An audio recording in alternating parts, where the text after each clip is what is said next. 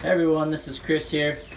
I just wanted to do a real quick video for you guys here. I've had a few people asking, how long does it take for gouldian finches to molt out, in particularly the babies? There's no one answer to that. It could take a couple of months, or it could take up to 6 months, or even longer. So I'm just going to talk to you guys a little bit about the molting patterns, what to expect with the young. Each baby's different. I have heard some breeders say, the faster that the baby molts out, the better off they are genetically. Now, I don't know if that's true or not. Don't quote me on it. But I have had some gouldians that molt out really quickly, and I've had some gouldians that don't molt out quickly at all. I've had some gouldians, some babies that got stuck in the molt, and they didn't molt until the next year, so they only had half their colors. And so I just wanted to show you guys real quick kind of what we have here. As you can see, kind of in the middle, I have that purple breast, yellow belly, orange head right there, kind of in the middle. So that's one of my males. He's a baby. So he was born, trying to think, he was born, I believe, like the second week in December. So he's what? So December, January, February, March. He's 3 months old, and he's almost all the way molted out. He's just has a few feathers left on his head, and then he'll be done. And so I don't know how well you can see him.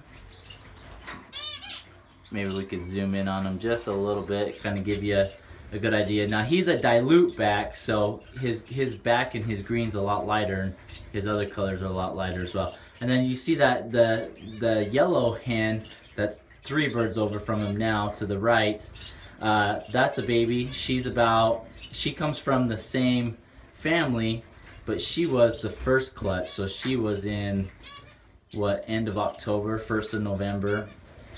And she's only about, I'd say about 80% molted out. And then I have, if you look, let me see if I can find them. There's none right there. Let me slowly move up so they don't fly around and freak out. Okay, so if you see the baby on the far left, actually the 3 babies on the far left, those are my blueback babies. So they are the second clutch that they had. So those ones they were born in end of January, and you can see the middle one's starting to get a purple feather on its breast. Then if I keep coming over, you see the second one in from the right. So that's a blueback baby from my first clutch. And then the one with its back to me, that's right next to that redhead white breast, that's a blueback baby from the first clutch. So those ones were born in November, December area. So they're 3 to 4 months old. And they're just getting a few feathers in. So let me come back to this one that kind of, you can see its purple breast. So it's the 2 birds over from that orange head. You can kind of see the purple feathers on its breast. So that one's the same age as that orange head right there. So you can see that they molt out at different times. It's hard to give a timeline. I would say anywhere from 4 to 7 months is a typical molting time for your baby gouldians. That doesn't mean that they could molt out faster or longer.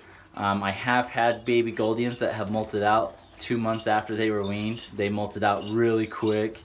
And I've had gouldians, like I said, baby gouldians that have gotten stuck in the molt.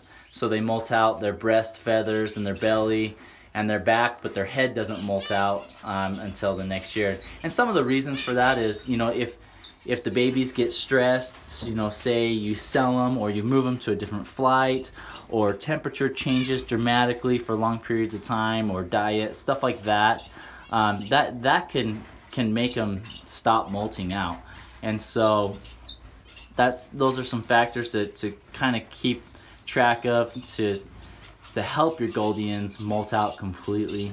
But I would say probably the 4 to 7 month range is a typical average period for a baby gouldian to molt out.